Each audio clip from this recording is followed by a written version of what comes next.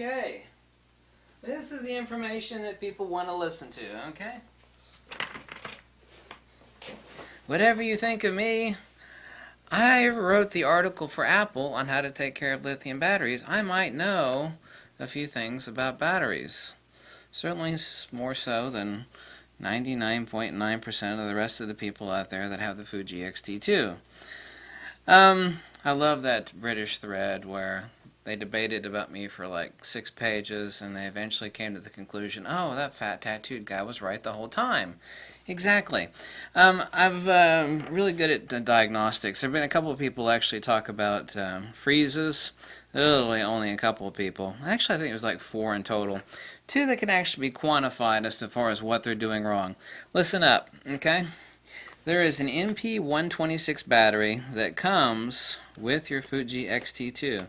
It has interesting orange markings on it, unlike the NPW126 regular battery that comes with the Fuji X-T1. Here's the thing, okay? Some people will say, and this is in the owner's manual too, it says you can use any battery in the camera.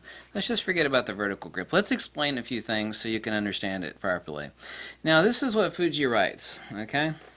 For using the maximum performance of your X-T2, the Fujifilm NP126S battery lithium-ion pack has been designed to better manage heat and ensure lightning fast camera. Well, lightning fast, you know, that's just BS talk, okay?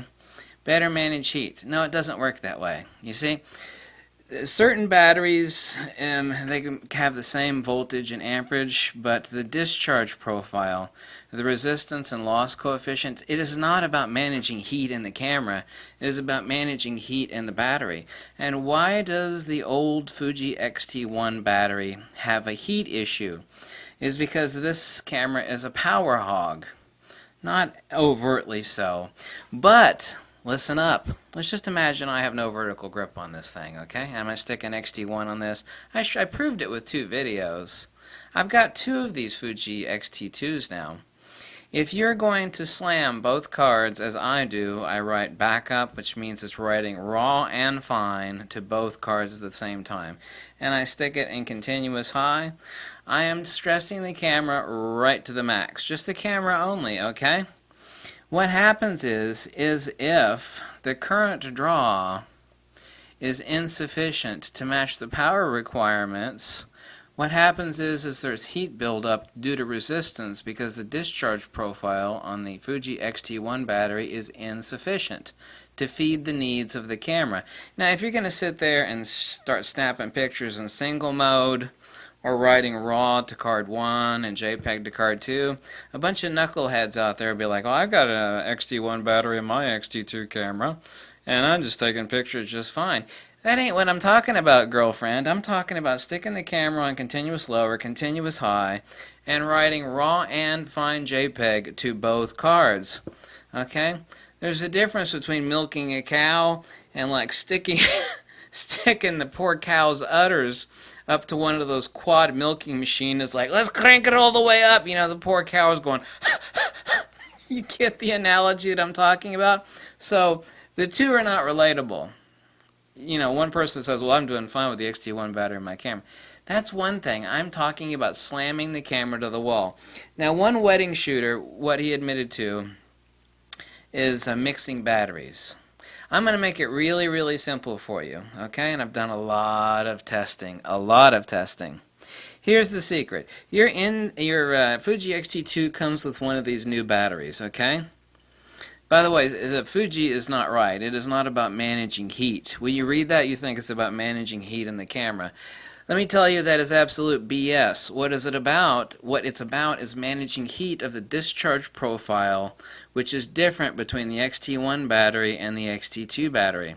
You see, in a lithium-ion battery, doesn't matter who makes it, when you have insufficient discharge capability, what happens is that the internal resistance and loss coefficient creates heat.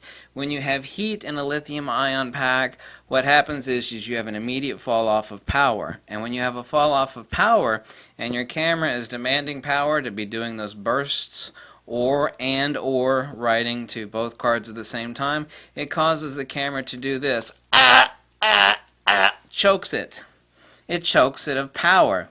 Here's the secret, and it shouldn't be a secret. I don't care if you have the vertical grip on your X-T2 or not. Use the damn X-T2 battery in the camera. Okay? If you want to use X-T1 batteries in the vertical grip, a pair of those, or even the knockoffs in the vertical grip, hunky-dory. But at all times and every time, now you're going to ask a question in a second, and I already know what it is. Okay? It says in the book that the owner's manual for the Fuji X-T2, and I've proven I knew this was the case. And what the hell do you think boost mode is on the back of that vertical grip? Boost mode changes the refresh rate from 60 to 100. Well, that takes power. Okay? Writing dual backups to both cards, that takes a lot of power. You're shooting continuous high, especially if it's mechanical shutter. There's mechanical shutter in there doing this number. That takes power. Okay?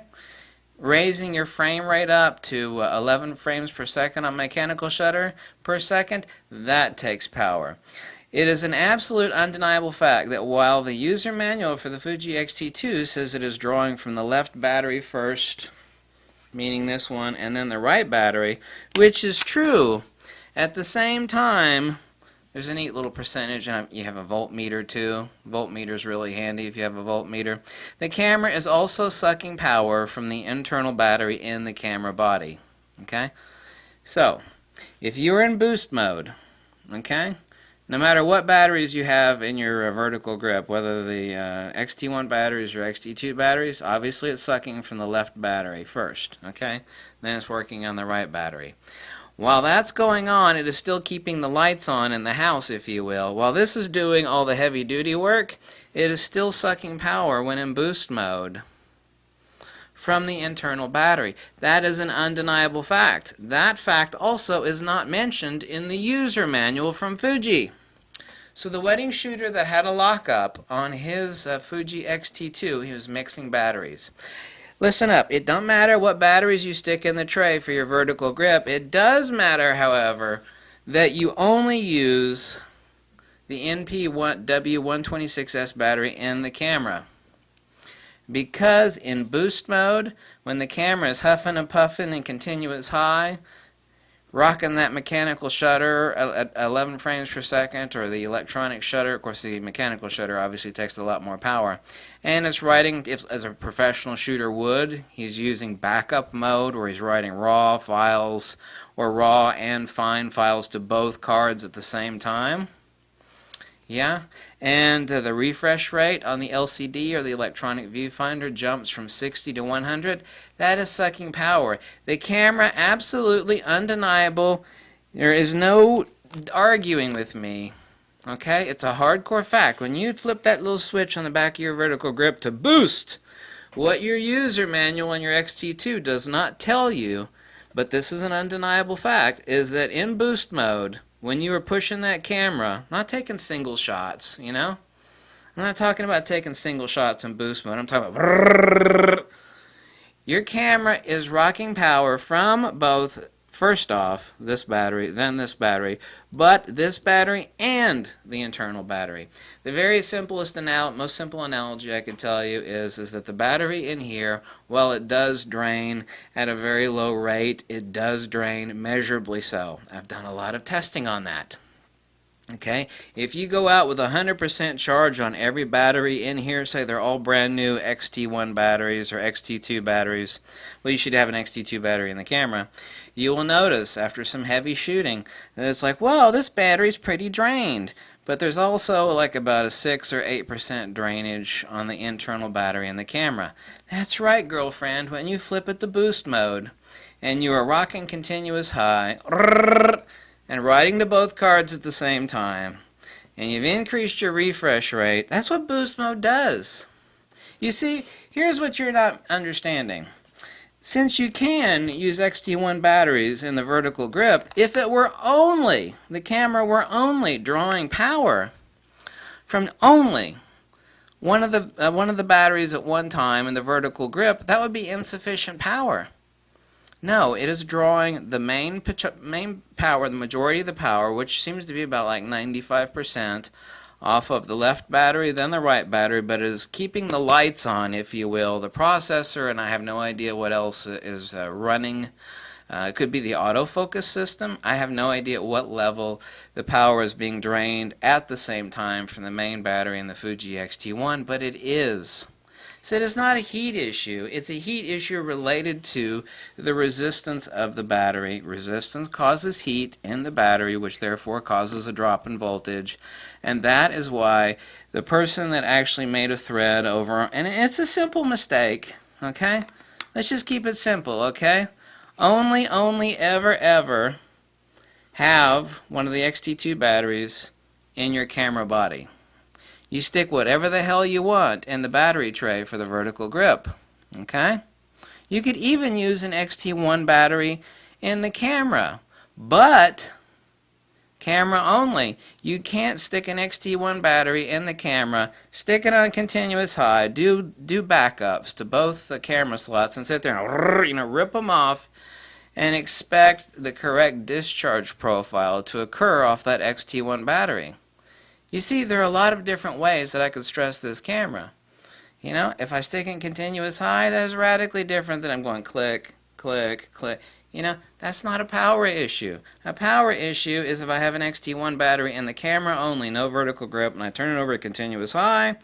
I've got a change in refresh rate. I hit the performance mode on the camera. Let's just forget about the vertical grip. And I'm rocking dual backups to both cards. The camera is going to it's going to choke for power because the discharge profile is insufficient on the X-T1 battery, which is the NP-W126 battery versus the 126S. The S battery has the little orange markings on it. I hope I made that abundantly clear.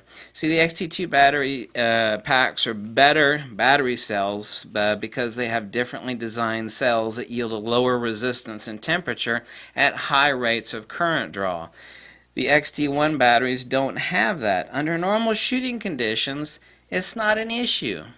But if you're at a wedding or a sports event, and you're going to stick it in continuous high and write dual backups, you know, you're sitting there, you know, you're like the old cow with the, you know, the mechanical milker, and it's like, if there were a setting on there, like turn it up to high, you know, you're choking the camera of sufficient power if you've got an X-T1 battery in there. Anyway, undeniable fact, when you hit the boost switch on the back of your camera, even though this is not mentioned in the user manual, I am absolutely 100% undeniably totally positive with beyond any shadow of a doubt that the camera is pulling power not only from one battery at a time but also additionally so from the internal battery.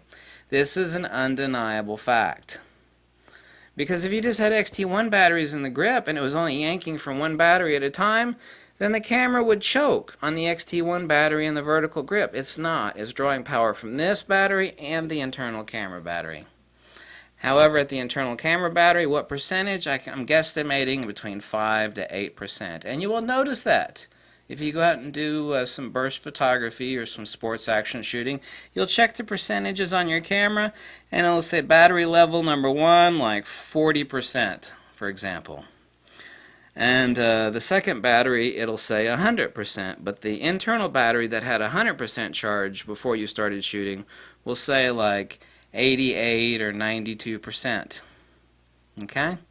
So, that's the answer to that. Don't mix your batteries. Only ever stick a Fuji X-T2 NP-W126S battery in the camera body. What the hell you stick in the vertical grip, doesn't give a damn.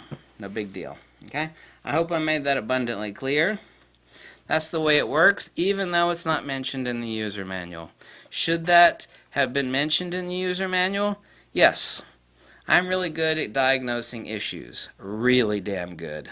Whatever you think of me, I'm really good at diagnosing things. And that's the answer to that. Short, sweet, and simple. However, it took me a long time to actually say this, but that's the short answer, okay? Bye.